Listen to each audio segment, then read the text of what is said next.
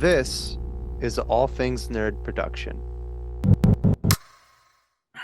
Welcome, everyone, to Kobolds in the Basement. This is going to be, I think this is our first extra look kind of behind the screen. I'm joined with Dave here, who is Caster Flamebeard in the main campaign here. We're just kind of going to talk about some behind the scenes. He's a veteran DM compared to me, at least, where this is my first campaign. And we're just going to talk about our DM strategies and have some conversations and things that we like and don't like about DMing. So, welcome, Dave. Yeah, thanks. I think we were going to call these Botched Rolls is our side conversations. Yeah. I think that's the name we were workshopping. Yeah, I like that because we can talk about really just about anything, especially when you're hoping for lesser rolls and they overdo it, or when you really want to tell them something and then they just fail. Yep. So, Dave, how long have you been DMing? How many campaigns have you DM'd, including the side campaigns, the job boards, all that sort of thing? So I've been DMing now for about 4 years. Started off with the kids campaign for my son and some other friends, kids like Alan's, who's in a campaign that I run with Chad. And then I have run that campaign, and then I ran our first campaign, and then I ran our side job board one, and then the current one that you're playing in. So that's my fourth campaign. Okay. And they've gotten bigger and more complex every time I go. I'm so excited with the current campaign that we're in. I have so much so far ahead planned. It's frightening. Oh, so let's get right into that. So you have a lot planned. Yep. How many side stories do you have set up without giving away details? Because obviously I'm playing in that campaign, but how many like side stories? How far in advance do you try and plan, knowing that at any moment it can be just side railed? Like, how do you approach that? So I try to plan as best I can for at least one session's worth ahead, as best as I can. Because you should have a pretty good idea at the end of your one session where you're going next, at least to start. And Yeah. so you plan, and then I like to plan, all right, several possible options off of that if I can, that hopefully aren't too complex unless they sound really cool, and then I will make them sound extra shiny to my players and really try to entice them to go that way. So I'll plan like 2 or 3 options, like, hey, they're going to go to this town. I want this, this, and this to happen, to present them these choices. Because I always want my players to have the choice of where they're going. I don't want to force them down a single path and be like, hey, this is where you're going. This is, I don't want that on rails kind of feeling. I want them to be able to feel like they're going where they want to go, even if I do manipulate them behind the scenes with NPCs or whatever to push them ways I want them to go. Right. And then as for side quests, I will always try to work in something from each player's backstory into my campaigns. I think that's, makes the players feel more involved. Mm-hmm. And then, so I always will try to work those in at some point. That we have one player who tries to, as soon as I give him any nugget of that, he tries to like jump on it like right immediately. I was like, no, wait, just wait. It'll happen. Just wait. Is that me? Because I feel like I do that. You're not as bad as somebody else. But now I know who. Cool. Because I thought that could have been me.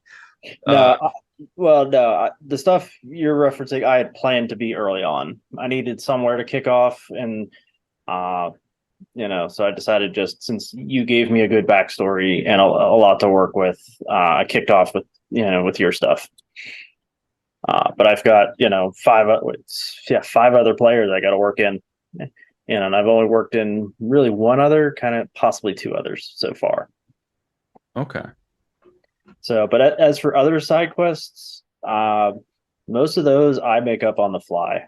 Uh, if I, it's like I'll just have this random idea pop into my head one night, and I'll just write it down, and be like, "Ooh, that'd be fun to have them do this," or "This could be a really cool option." I mean, heck, my main campaign plot, I've shifted.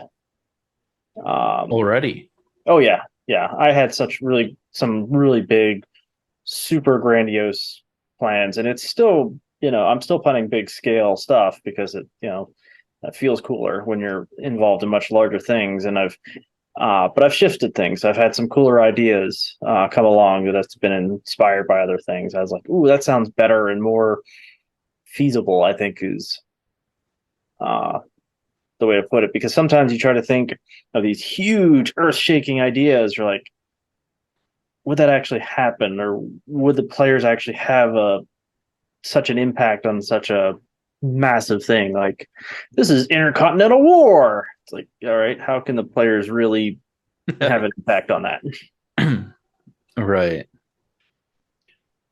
Yeah, that's something that I've really struggled with my first campaign was I definitely well, let's just be blunt about it. I bit off way more than I could chew right off the bat. Um, Well, yeah, you chose a campaign setting and then tried to alter it and to then fit a story to instead fit of us. the other way around. Yeah, So yeah, it was I think that with some of the things that we've talked about without giving you too many details, you gave me some good things to think about as a way to make it work, but it completely threw so much of what I had hoped for to the fucking wind. oh Like, yeah, and and and that's gonna happen. And I'm fully expecting for my campaign with you guys to have to shift things over and over again. But that's why you try to plan out a lot of, you don't plan out exact events, you plan out major milestones that you want to happen, and then you guide the players to those milestones. yeah, So that's how I'm working things. It's like, all right, how they get there is up to you, up to the players, but I'm going to get them there somehow if I can. yeah, like they're almost like pre-marked bookmarks. Like when we get to this point, like something along these lines should happen. At least that's where I'm looking at, again, at for the story that I wanted to tell, I should have just spent a little bit more time for a true homebrewed world. Um, but I didn't. It's my first time DMing, so that's on me. But there's ways to salvage it, at least so far, hopefully. Or Maybe it all goes up in flames, everybody dies, and I ruin everything, and then we can try again with a different story. But you could find ways to tell a different story. I mean, yeah, it's the analogy I like is you're almost writing a comic book as the DM. It's almost like writing an X-Men comic. The players are the team of X-Men, and then you're writing whatever the heck they're going through for that series. yeah, So you can have your Magnetos, your big overscaling villain, and what they're trying to do, and then you're just going through, various things to get to that way, as opposed to saying they're going to stop World War III. Well, no, you need to the villain can have big plans, but you got to start small. Yeah. Yeah, I also didn't really grasp how to scale because I had like a general outline, but I didn't know how to go from we're in this setting, a few things happened, and I didn't have a whole lot written in the middle because I was like, oh, that will develop. And I hit snags very quickly. There's a couple of things just in our first session that didn't happen. And I was like, I was hoping for that to happen because I knew what would happen next. Um, And and if you had a cool battle map, you save it and you reuse it later. right. I'm learning to be a lot more flexible uh with that. So I have a bunch of stuff up.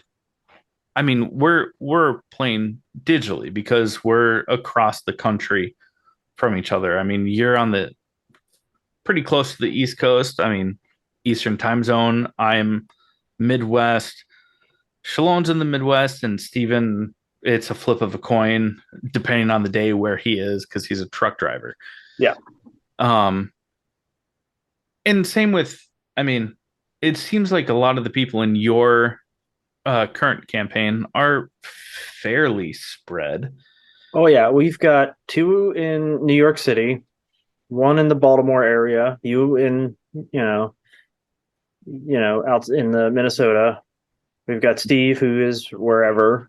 We've got myself and one other guy in Western PA. So yeah, I mean we're all scattered to all sorts, so we have to play digitally on we use Roll20. Yeah. So Insert with sponsorship here. oh, if only. Mm, if only they would sponsor this. Um, but when you are running a campaign, like what do you have pulled up when you're DMing? Like what do you have on other monitors or off to the side or minimize that you can quickly click on? Like what do you have at your disposal to like keep everything on track and keep everything organized? So I have on one screen because I sent you the picture one time. I have typically three screens going when I'm running. I have my NPCs on one screen, and they're all set up in a Chrome window with different tabs for each one, so I can just quickly switch between and roll for them. Then Mhm. I'll have the map on the main screen. I'm usually on the small one only because that's where the camera is, and so that way I'm not like looking up like this all the time.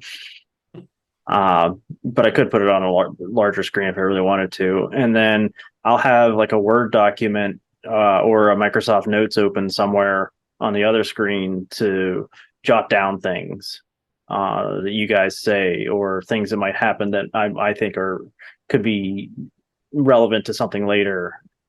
And then I'll usually still even have like a notebook on the side where I have my notes from last session or things I want to do, and then also we'll jot down more notes. And there's no, as long as you don't slow the game down, taking notes is never a bad thing. I mean, if you've ever watched a Critical Role video, you'll see Matt Mercer stop in the middle and he's just looking down, writing down who knows how much stuff, but he's making big notes and everything. Yeah, I've noticed that more in Dimension 20 just because I haven't watched a lot of Critical Role, but like Brentley Mulligan, it's like, okay, hang on. And he's like jotting stuff down. Oh yeah. Um, yeah, that's the notes aspect because for the first couple sessions of our campaign, I've been like trying to like type notes, but for some reason that seems to take more time. And that's something that like I've always been like, oh, I'm a quick typer, like, oh, let's quickly do this. But the physicality of having just like actual notes is something that I am wanting to implement. Well, it helps you remember stuff, just because that whole thing of writing stuff down helps you remember things better. Yeah. And then I like having a notebook around because I'll take it and there's that idea for people who write books or whatever to have one by your bed nightstand in case you have an idea you want to write it down. And I've literally had ideas come to me when I'm like getting ready for bed. It's like, oh, don't gotta write this. It's the same concept. I mean, we're effectively writing stories. Yeah. So having a place to jot down ideas when they pop into your head at all times is always helpful because sometimes you come up with some really cool stuff or I get inspiration from a lot of different places. I mean, we mentioned just those other podcasts. I listen to a lot of other live play podcasts.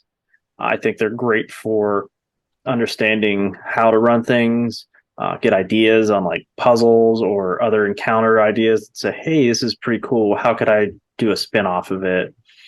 Or how can I blatantly steal it and make it obvious that I'm blatantly stealing it so you guys get a good laugh out of it? Right. So right now, I've listened to a bunch of D20. I listened to Critical Role. Nad Pod obviously is a big influence for us. And now I'm listening to a bunch of high rollers, and I listen to that stuff all the time. I mean, when I'm at work, I've got it on in the background. Instead of music, I'm listening to podcasts. Yeah. And I just try to absorb as much as I can. Like today's episode had some cool stuff. I was like, ooh, yeah. For high rollers? Yeah. Or- Oh, yeah. Actually, I need to listen to the latest Nad Pod, but I've been just like plowing through high rollers because there's so much. I mean, there's 5 years worth of material there. Yeah. That you turned me on to high rollers and and NADPOD, but it was high rollers has been a very like slow start for me. It is definitely a slow start. Just also because like I came from the first few like live play podcasts and playthroughs that I've been listening to or watching, like I have Dropout TV, so I get to actually like watch some of the um Dimension 20 campaigns. Uh not to talk ill on high rollers because I am very much enjoying it, but like the audio levels, and I went to school for music, so like when things aren't as like even keel, like it's hard for me to keep up, I guess, with it. Like I went out of town for a wedding, um, for Stephen and Shalon's wedding, Yeah. and who are the couple of the other players in our campaign that I'm DMing. For those listening, uh, driving, I don't have AC in my car. For some reason, it's broken 2 years in a row. It sucks. Whatever. But just the difference in the audio quality from one person talking to the other, I was like constantly like adjusting volume, and I was like, yeah, Yeah. I have to sit at a desk for this if I'm going to be able to follow. Yeah. I will say their quality goes up pretty quickly. But Okay. you're also trying to compare high rollers who they don't edit out a lot. They're more like Critical Role in that they have just the whole stream versus Dimension 20, who is very edited in everything. Right. And plus, they have a whole bunch of people behind the scenes to do it for them. Yeah, that's fair. Which I'm sure that our first few sessions, as they have come out by the time that this comes out, people will probably say the same about us, as we're fine tuning, especially with one person constantly on the road. Being able to adjust volumes because you don't want to pick up his generator in the background, but you need to hear him and things like that. Yeah. But I will say, high rollers, there is one player in particular who is just an absolute delight. He keeps the RP to his players so authentically and so to such a hilarious level that it just adds so much comedy and great moments to it. Can't remember his name, but the one that constantly is like, "Oh, my pajamas," like, Yeah, "Daddy." yeah. Lucian is the character. Lucian. Yeah. Chris Toth is the player, and yeah, he. I'm an episode like 32 or something right now, and yeah, he's still keeping it, genuine to how that guy would play. But he's giving him growth. But there's just moments where it's, one of them was almost out of a movie. I mean, you saw the D&D movie, and Yeah. remember when they were in the graveyard and they had to ask that guy, they're doing like speak with dead, and they were asking the dead guy questions, and he's like, really? And then they were just burning questions. Yeah. Yeah, he did that, only on a much more serious situation. Oh, that's fantastic. I'm so eager. I am enjoying the show. Like, I'm not trying to talk ill on the show. It just, No, because Mark Humes, I think is his name, is a really good DM. yeah. He's doing and brutal. His I encounters I are like, noticed to the point where, like, oh, you have stuff in, you have a shield and a sword. Like, you got to put that sword away if you want to like cast a spell because you need a free hand. well, that's technically in the 5e rules. It technically is, but so many other like playthroughs and stuff like that don't follow those rules. It's Well, they don't unless, but they might. There might be things that you don't know that they're allowed that allow you to bypass certain things. Like if you have the Warcaster feat, which I know like several people, which is a very popular feat in a lot of live plays. If you have Warcaster, then your weapon can be used for your moving hand or your spell focus. So also okay. you don't need to put it away to cast spells. That's one of the big advantages of it. Okay, so it might still be playing a role, and I think that this is a really interesting segue. Like how when you're DMing, like how strict are you on those sort of things, and how much like leeway are you comfortable with, and how much almost like would you wish that you didn't allow? So I think some of that depends on your players, like how new they are Hmm. to the game, because you don't want to turn them off with hammering on every rule to the point where they're like, well, this isn't any fun if I can't do this when I want to.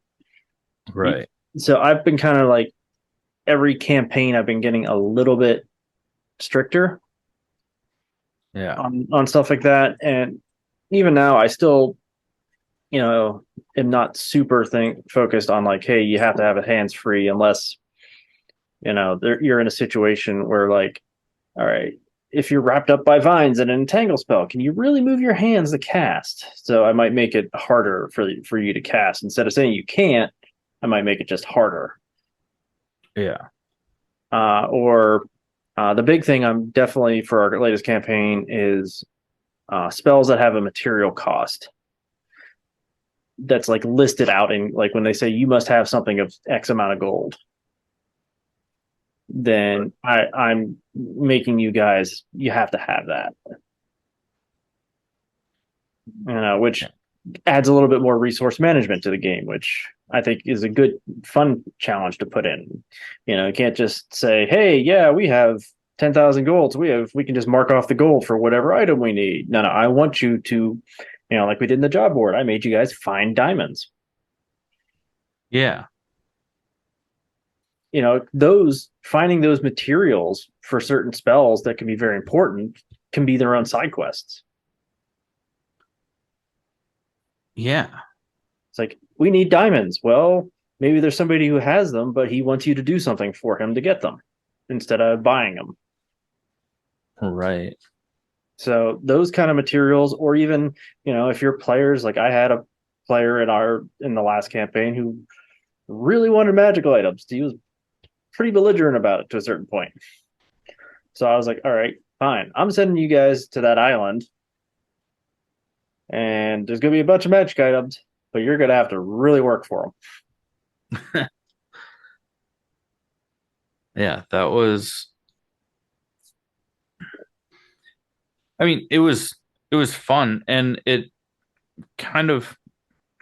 I mean, as someone that is very green in the terms of like game master, is it's like how much do you enforce that, and how much do you let certain things slide in order just to like in in lieu of the story.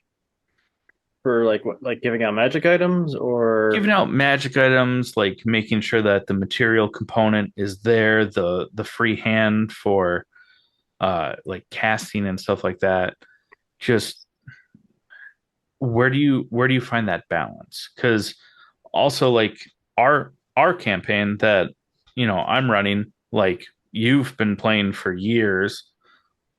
I mean, at this point in time, I guess technically I've been playing for years, but not quite as long. And I kind of stuck to like one class for quite some time. yep. Um, and then we have someone that's very green and someone that's been playing for about a year, not quite. So it's so like such a wide variety of experience. Like how do you balance that? Like I said, I think it's best to start off more lenient, and then even you can even do it in the midst of like a campaign in terms of like that free hand requirements. Just gradually tighten it up because, like, let's take Shalon's character from the job board. She was a Hexblade Warlock, so to cast spells, she would technically want a free hand, but as a Pact of the Blade, she can use her weapon, her bonded weapon, as a focus. So it wasn't breaking any rules that way. Right. So so you kind of help describe when they're casting your spells. It describes like, hey, you pull out your whatever, your staff or your weapon, and you make the motions and you cast. To kind of emphasize that they're using that, even if they didn't say that they're using that.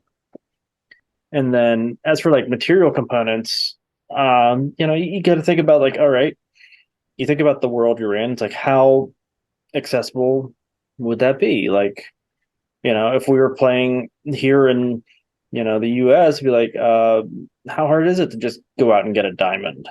If can't just, if there aren't like jewelers everywhere, how hard would it be for me to get a diamond? Answer is it'd be really freaking tough. Right. But in higher magic campaigns, they might be more available, or it could be region dependent. Like if you're in a big city, it might be easy to go get one. For stranded out in the middle of nowhere, it might be hard. Yeah, that's like, but how do you decide? Like, is it do you ca- do you take more into consideration the experience level of your players or the world that you're in? Like, where do you draw that line? So I think um, for the experience levels of the players on certain material components, I think it's important to emphasize that early on. But you can then start off with like it being relatively easy to find the materials they need, and then for like the first time, and then make it harder the next time. So because certain things like revivify, hugely important spell, something that important, you need the diamond for. So I want my players to understand it's like you can't just cast revivify if you don't have a 500 or 500 gold diamond or whatever the value of the camera off the top of my head. It might be I think 300. it's 300, but yeah. Yeah. Yeah, 300 gold worth of diamonds. Now it doesn't have to be one diamond. I think Revivify is like you can have like multiple diamonds that total 300 gold. Yeah. But I think higher level ones require like a single gem worth a certain amount. Oh. Like Raise Dead or Resurrection, they require like a big Mima Jamma diamond. Yeah. So, and again, those can just make fun quests. Like I sent you guys to that mine to find them. Yeah. And so, hey, that's, it was accessible. It was easy. You had to work for it because you had to fight your way through the mine and all, where I sent every classic monster I could at you. That was fun. Yeah. I mean, you had Umber Hulks, you had a Mimic, thanks to Steve finding it. And That was such a funny moment because I thought we were done for the night. And I was like, we played longer than I planned for. I'm going to bed. I went off to bed. Steven called me and it was like, I touched something I shouldn't have.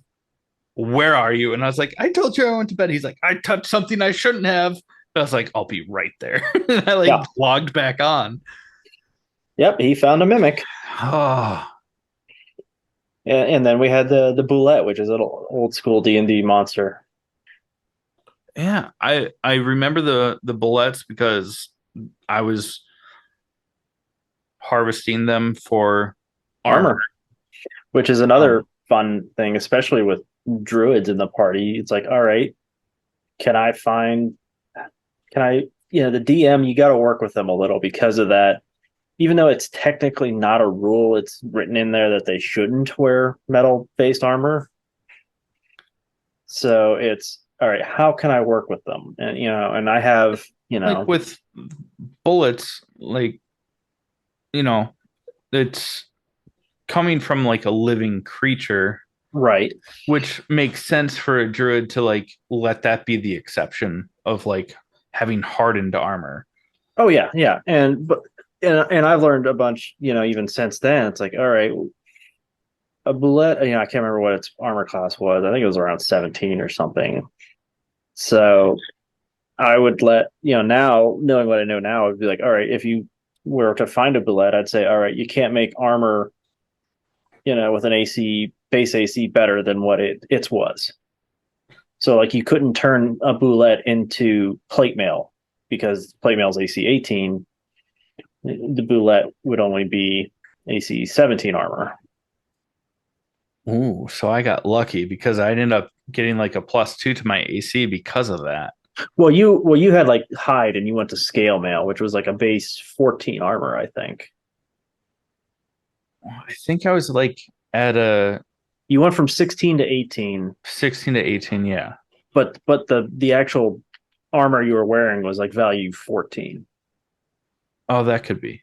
That's how I worked it. Like it wasn't like base 17 and then you got to add on to it with everything else. It was, so for a bullet, you wouldn't be able to make plate mail the way I run it because plate mail is AC 18. The bullet was 17. You can't make the scales harder without magic. Right. But that also gave me the idea of, all right, bullets are rare. They're not going to just pop up everywhere. Mm-hmm. But now I can throw other creatures at my players that might have hardened scales or something that they might be able to turn armor into, turn into armor. Right. So I can give, because you're playing a druid, I can give you opportunities. Hey, here's something that's better than what you have if you, think about harvesting it, but it's not super good. I can gradually work you up to better armor throughout the game without making you feel bad about being stuck in hide armor forever until you find a magical set. Right. But I also think that that's really cool for the player because it gives them the opportunity to beef up a little bit at minimal cost, which, I mean, who doesn't love that? Let's be honest. Yeah. Well, no, it makes them feel stronger, and it gives you something else to do. When you can tap into skills outside the major skills, I think that's important. So if Yeah. you can make people use survival or you know or history or religion and stuff like that, it helps add and it makes them feel like, hey, I took this skill for and it's actually useful, where instead of just the main skills of perception, stealth, persuasion. Yeah. uh I mean, those are the probably Strength, whatever. those three in general are like the three most important skills overall in D&D. Yeah. I mean, it's like you want to sneak by everybody, you want to see everything, You want to fight everything. or and you want to be able to talk your way out of it if you can. Yeah. You want people who can do that in every party, to the point where stealth can be just too good, and at certain points. I And mean, then you got to it's plan like for that. someone As pass without trace that already oh, has an obscene yeah, stealth check, and now everyone gets +10. yeah, Everybody fucking turns invisible. yeah. Basically. You've got solid snakes running around, with their cardboard box, just sneaking around past every guard once they get to that level. Yeah. Speaking of checks and stuff like that, like, when you have a player that wants to do something and it's, theater of the mind, there's not a designated, like it could be a perception or an insight or stuff like that without, because sometimes you have to kind of like coerce your players, like, what are you really trying to do? As they're like, oh, I want to check into this. Like, what are you really trying to do? How do you determine or persuade them, if, because like a perception versus an insight check can be very different in a situation. Yeah. How do you go about that? Like with, you know, the same role can give you two very different answers Right. on a situation. How do you approach that? So I mean, there's you can find some good guidance out there, but I like the guidelines of like, all right, if it's a perception check, then it's something that you're physically looking for.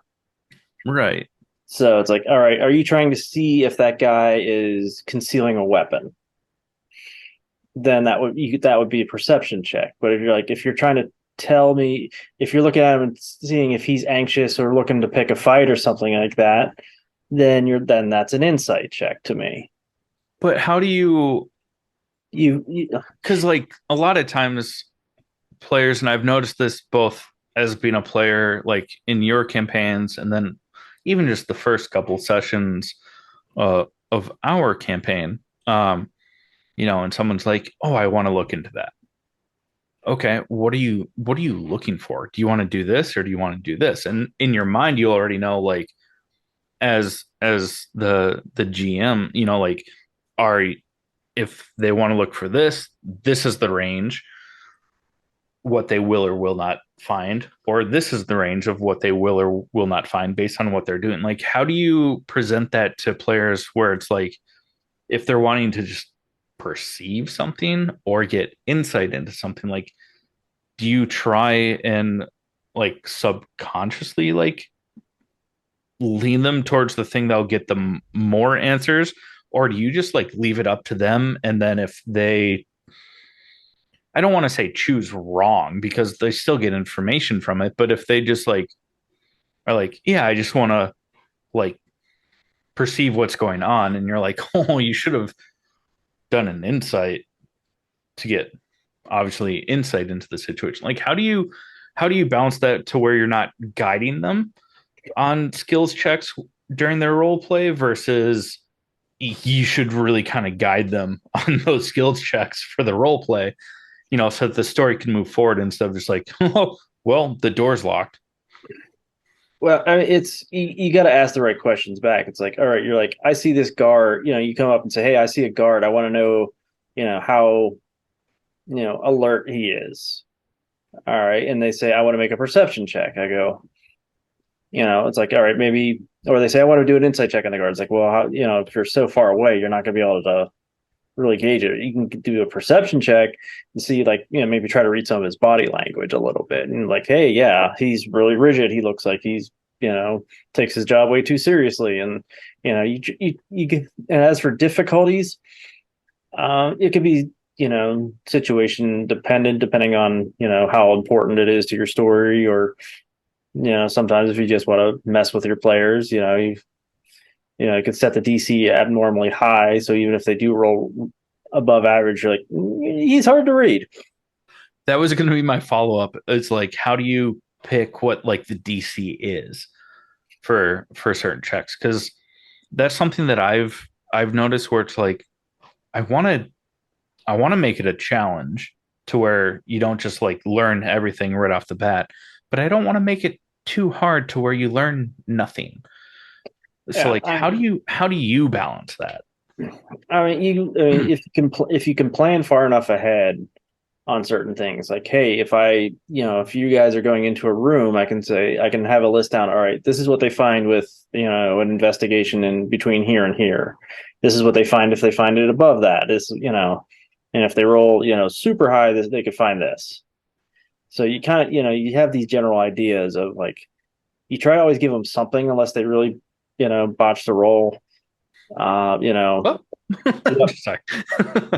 Sub 10 I usually consider a bad skill check, where unless it's like something blatantly obvious that you're not going to gain any new information, is my general rule, because that's average. That's and usually somebody's going to have a bonus to the skill, so even if they have a +2 to it from their being proficient, it's like, all right, then they only need an 8 or higher on to meet average or better.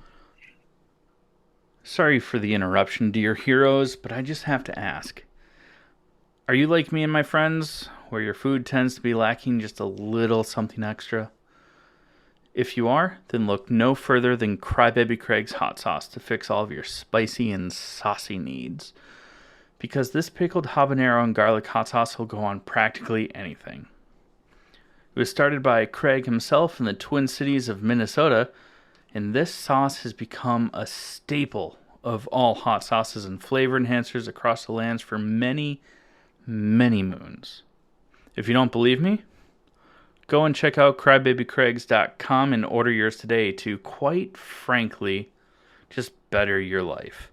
Or at least your taste buds.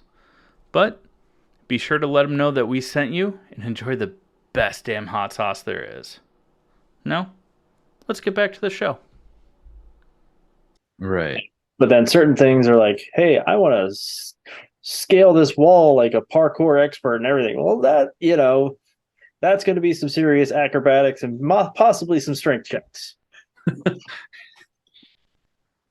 I know that people listening will not understand why I find that so funny, but from my first ever campaign of yours, where I was like, yeah, I'm gonna jump off this wagon and get on the roof, and then I rolled a 2, or it was less than 5, and I just the best part was nobody in the party could get over that. Every 4 people, nobody got over a 10 on their athletics or acrobatics checks to get over it. Just to pile up. And yeah, I even forgot in terms of campaigns, I forgot the Rick and Morty little quick adventure, so that would be 5. Yeah, that was my introduction. Yep. And then we went into the next campaign, and I basically just took the same character, but just also at that point in time, I was like, I don't know what I'm doing, so I didn't invest in a lot of backstory or anything like that. Speaking of backstory, how do you feel about just theater of the mind in general? I know that we talked a little bit off camera about this and different situations, but for the record, how do you deal with theater of the, especially because everything is digital for the campaigns that we've been running? It's not like a tabletop where like a physical tabletop where everyone can like read off of each other, and Yeah. better or worse, not everyone is always fully engaged when it comes to like theater of the mind. Um, when it's all on a digital platform, like first off, how do you feel about theater of the mind when it comes to digital playing, and virtual distances and stuff like that? And how do you navigate that? So it's something I've probably struggled with, especially even now, because I think when you're doing it all digital, uh, when you go theater of the mind, it's less immersive than it already is. And so, our group of players in particular seem to respond to having more maps. But I think it's a key point. I mean, let's face it, D&D started off all theater of the mind. Right. So you can't get away from it. So you got to get creative and you pick and choose. I think I'm leaning a lot more towards lately where like social situations and things where, combat isn't involved. You can go a lot more theater of the mind because it's going to be all talking anyway. I don't need to have a map. I can have a city map, and you guys say, "Hey, I go to the potion shop." It's like, all right, I don't need a map for the inside of the potion shop unless you guys are going to freaking try to rob it. Right. You know, and so I'm leaning more towards that. But I've also had some other ideas, and I hadn't gotten a chance to share this with you yet. But like, there was that episode in the current campaign of NADPOD or I think it was current campaign, might have been the one before. I can't remember now, where they were like scaling this big ice wall. I think that was campaign one, actually. No, it was two or three, and I think because there's like this like Cyclops who was like throwing things down on them. Oh, then that was probably campaign two, which I haven't listened to. Yeah, I think it was campaign two, and so I was like, all right, that does. I mean, it kind of translates a little bit to a map, but there's other situations where like, all right, what if instead of having a map, I just put up an image for them to show something, but then we don't put the tokens on or anything. Like if I show like big, you know, wall that they have to climb, I can just put an image up of like some cliff face.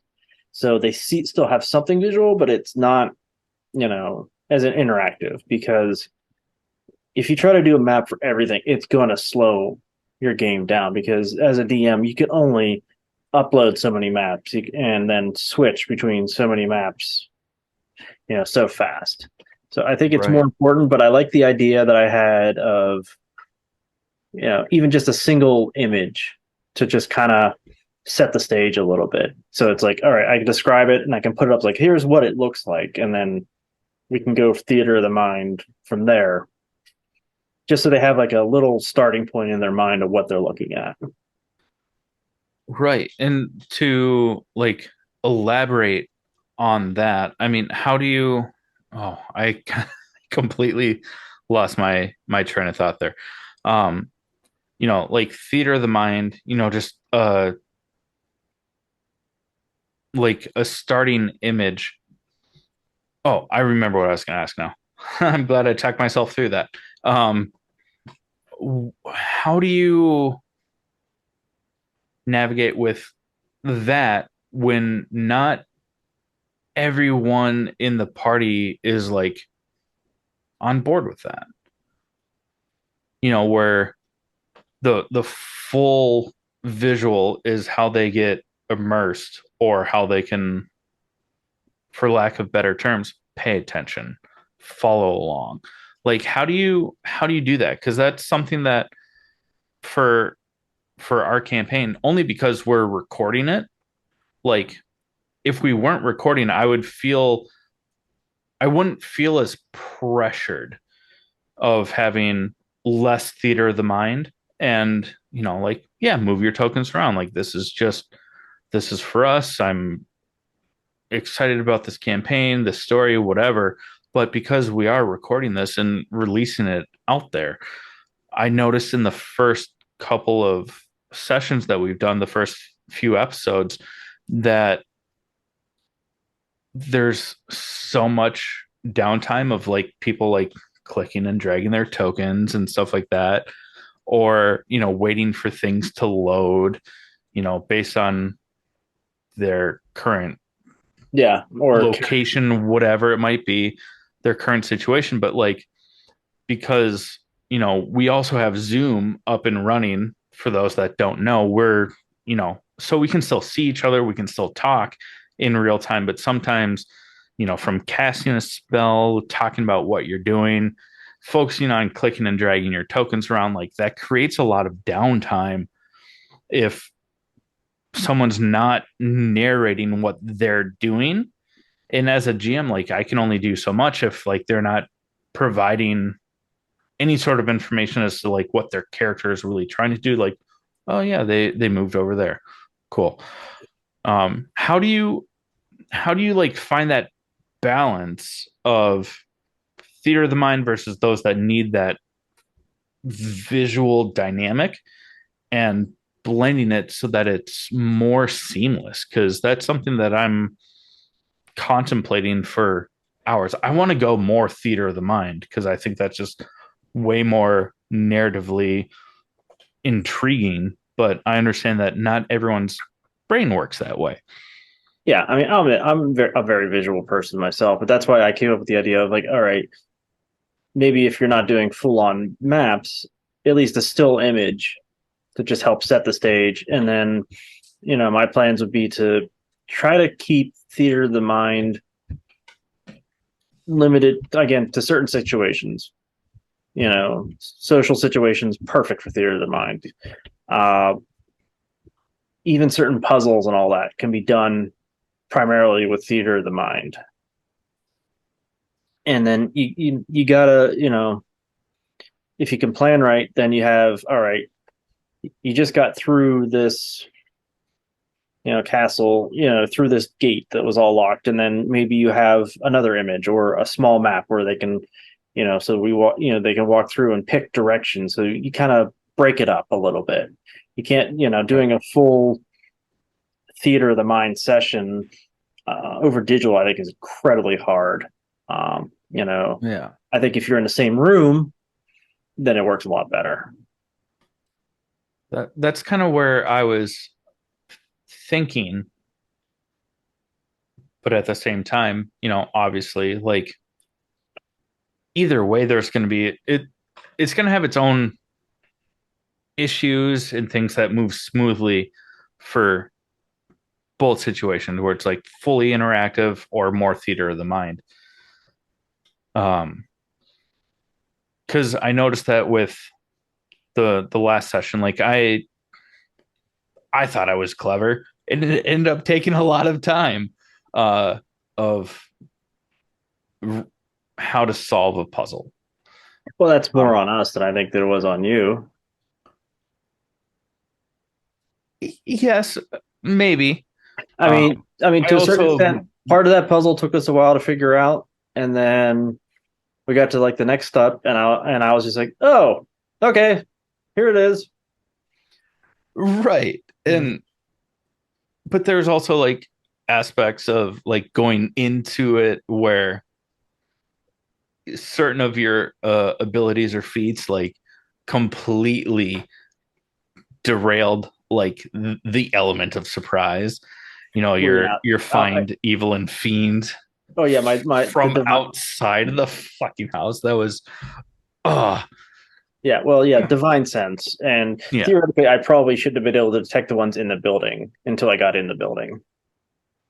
Because it doesn't go through like solid objects. But what about windows? They're still solid. So what you're saying is I could have just like left it up. You could have said you don't sense anything outside. Now, granted, that leaves it open. It's like, all right, is there something inside? But or you could be like in your range because it's a decent range, but you could be like it's like 60-foot radius. Yeah, 60 foot radius. Like you don't detect anything, and it doesn't walk with me. It's just like a pulse. So, like a mini. But, that stems into the other thing I thought would be a good point was, player and abilities. All right, it's good to know, I think, certain player abilities, but it's not always good to know them all, because if you don't know them all, then you can get cool surprises or moments like, oh shit, that just totally undid my entire idea, which can make for good storytelling. Right. But at the same time, it's sometimes good to know. I think it's particular spells that your players have that be like, especially for new players, be like, hey, well, there is a spell that you have that can do this.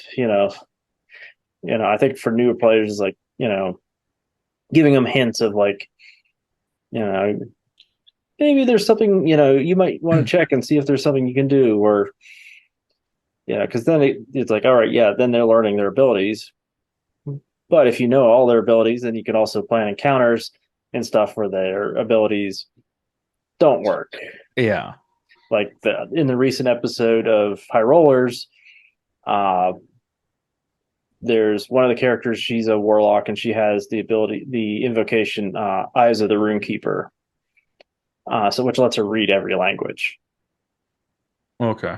So the DM made the puzzle in audible, so they could hear music with the words, but because she couldn't see them, she couldn't translate them automatically for free. So there was like this repeating song, but she couldn't just auto read it like if it was written on a wall. Right. And she's like, it's like, why'd you make it musical? He's like, oh, it's like I knew that my player could read every language.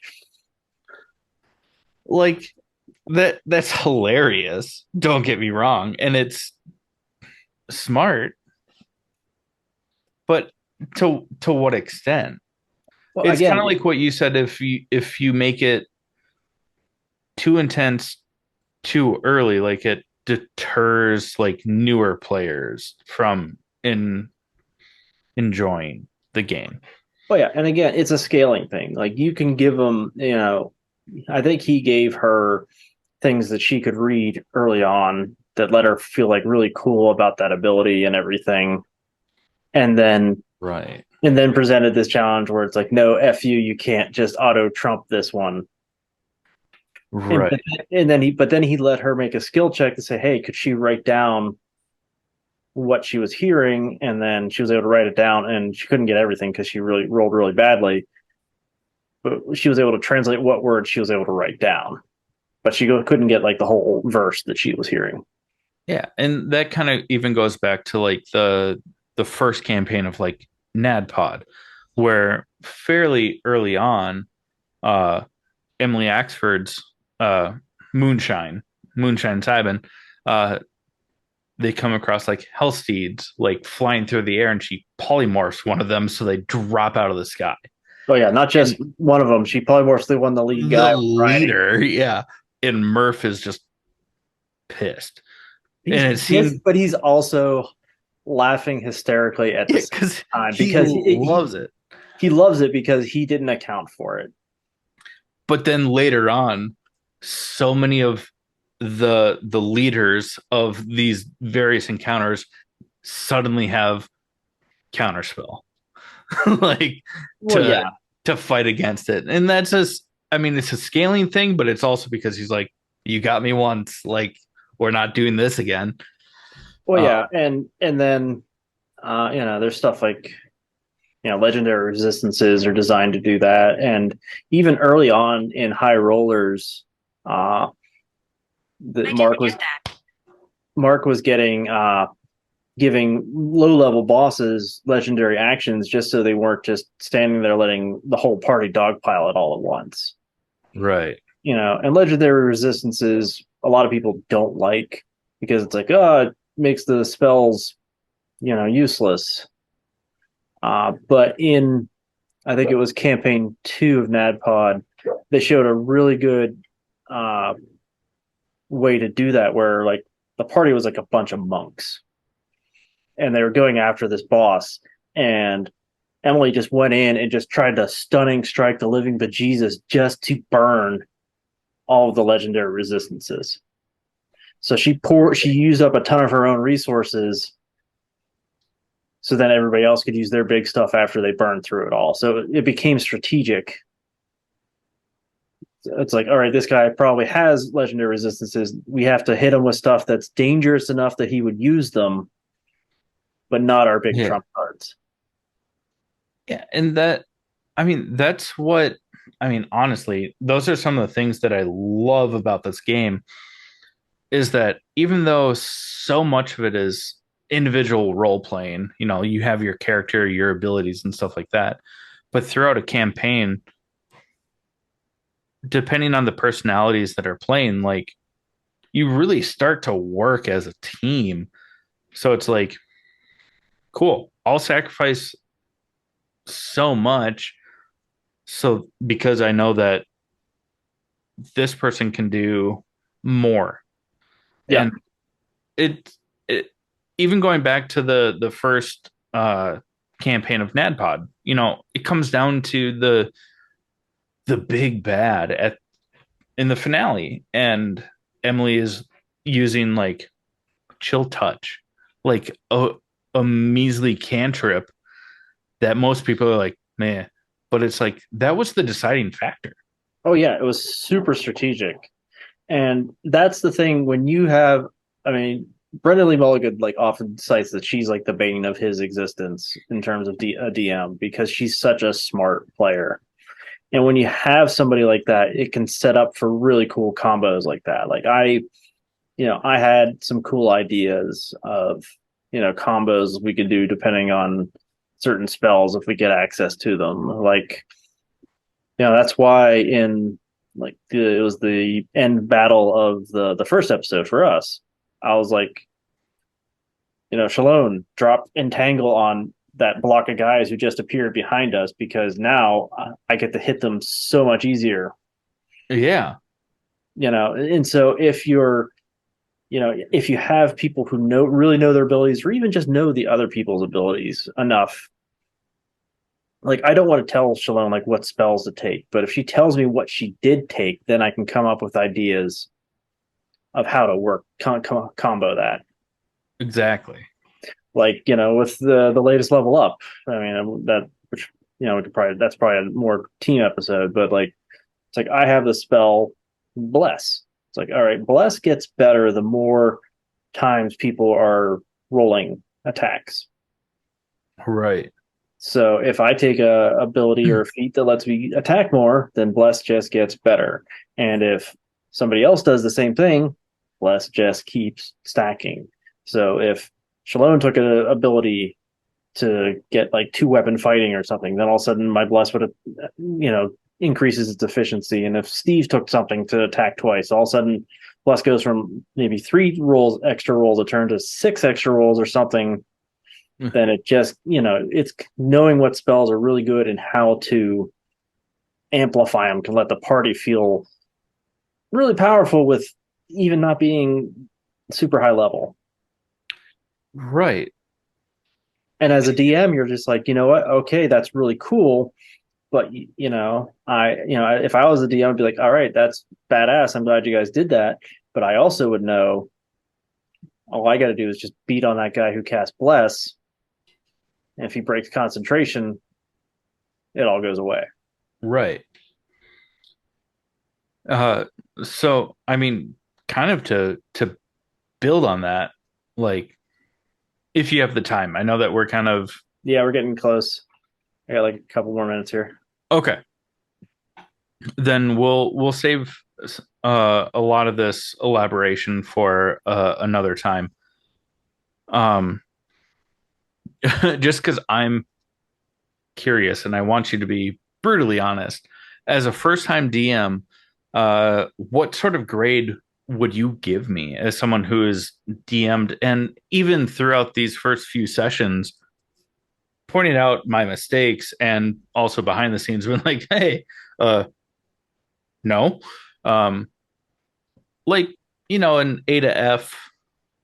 I would say right now I'm giving you probably like a low B. I'll take that. That's way higher than I thought. I was thinking like C minus. No. I mean, I'm not going to judge you on your story because your story is your story, and biting off more you could chew with the campaign setting. That's a classic mistake. I mean, everybody Like wants a to. learning experience almost. I mean, for our last campaign, if we decided to go on longer, I was gonna throw in Spelljammer. I was gonna have the pirate boss and all them. They're actually from their ship that crashed was a Spelljammer ship, and I was gonna have you guys do. I was like, that's just so much to take on, Okay. and I realized no. And then I had the idea. Then I had my awesome idea for Eberron. I was like, no, I am ending this, and we are going to Eberron because I have this idea I really want to do, which was coincidentally also inspired by an X-Men comic book. I remember you telling us about that, like the Days of Future Past. Yep, that's where I got some of the ideas for this. So Well, yeah, so it's like it's like all right, you gotta pick off what you can choose, and so you find a campaign setting and you wanted it for the tech level, right. and so there's nothing wrong with that. And when I started writing my Eberron campaign, I actually went out to the Eberron subreddit and said, "Hey, these are the things I want to have in my campaign. What do you guys think?" Because Eberron has a very devoted fan base, but they're Right. also really nice about it. Like they said, all right, this won't happen because of this, this, and this, but you could do it this way. And then I could ask a question. I was like, all right, how about this? And they're like, no, that they were very good. They're like, no, you can't do that realistically because it would violate the major treaty that ended the war, and nobody's going to really be that stupid. And it was like, all right, what about this? And they're like, that's okay. And then I had this like one idea. They're like, no, that's really good. You keep that, which ended up being the opening encounter. Oh, And okay. so they were super supportive. And I go onto that subreddit a lot, looking at threads, looking for ideas, asking questions. And so they've been really helpful. I love going to subreddit for battle maps because sometimes I just find a map that is so freaking cool. I was like, I must find a way to use this. And then I will write something like that pirate base at the end of the last campaign. Right. That was all those like ships strewn together and everything. I was like, I must make pirate that you must go. They will be found here. Okay. I'll take a low B. That's better than what I did for most of college. So Yeah, there's just improvement. there's minor rule things, and I'll message you on the side. It's like, hey, that should have been this, not this. Yeah. You I know, remember like when I've asked for certain checks and then giving out information based on it, and then you'll be like, in the future, you should do that sort of check with this sort of check yeah, if that's what you're gonna divulge. And I don't know. I'm excited because like with our current campaign, because like you mentioned, like, I came up with like a story plot. And then I was like, we've been playing Eberron in our other campaign. It seems like a cool world. Let's do it there. How do I make it work? And where things aren't working, I think that it's salvageable just from like our conversations with minor details. I I have confidence, that we can correct my mistakes as oh, yeah. a I've been as a like, virgin DM. But yeah, I've been throw. I was like, hey, if it's like because if you had posted those campaign out like your opening scenario that I kind of said was kind of a big deal to the Everard forum, like, that would never happen. right. I was like, so I was like, here are ideas on how you could, redirect, get the ship back on course. Yeah. Or, yeah, so that way you can tell your story the way you want. Yeah. Because I think right now it's better to try to keep your story that you're really excited about than it is to try to get, it's better to, you know, drop an asteroid and wipe out the dinosaurs kind of to the environment to fit your story versus adapting your story to Right. to the setting for your first campaign, Yeah. because it's easier for you to keep, tell your story than it is for you to adapt. Whereas, I started off with my idea. I had that idea like what, 6 or 7 months before we started the campaign, Right. and so I was just writing shit down. I've posted very small snippets of the flowcharts I have, which I completely got to redo because I've changed so much. But it was just like, when you have a good campaign idea, then you know you want to do, you want to follow it, and you just, Right. so if you plan far enough ahead, then you can make the setting work for you. If not, then you gotta,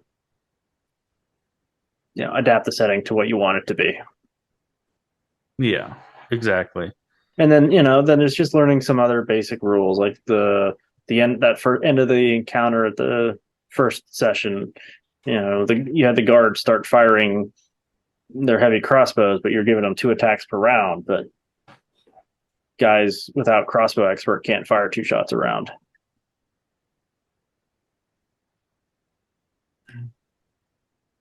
because of the loading property. Right.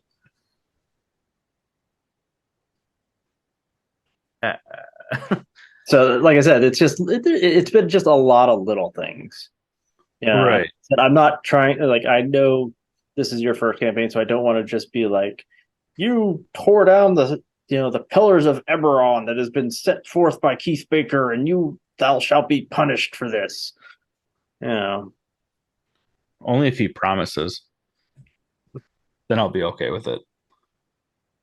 Yeah, so I don't want to, I want you to, I don't want to make a big judgment until I, see how your story plays out. Right. And then there's, you and I have talked about my character goals and everything, and I think there's could be some really cool moments I think could really shock the other players. Oh, I want to like dive into that with being as vague as possible, but we've taken a lot of time already, so we might have to save that for our next botched rolls session. But I that's one thing with like side stories is I have ideas and they might have gotten pushed back because of my B minus rating of building this world or building this campaign in a very established world. Um, but yeah, I'm excited for it all. Yep, and we got just under 2 weeks till we play again. Yeah.